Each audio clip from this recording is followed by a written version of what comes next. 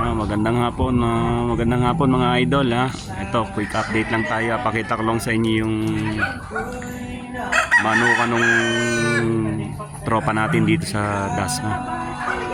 Ayan, pinasyal tayo rito at may konting okasyon daw.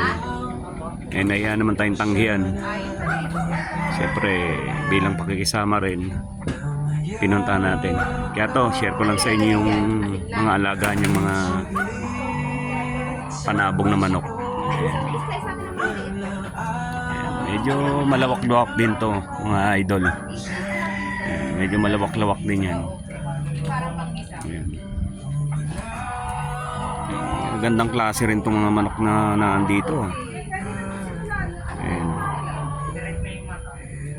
Tapos meron din dito yung mga panlahi. Ayan, mga panlahi niya. Ayan yung mga inahin. Ayan, medyo pinapalahi niya rito sa mga mananalo niya na yan eh. Ayun, mga may talisayan doon.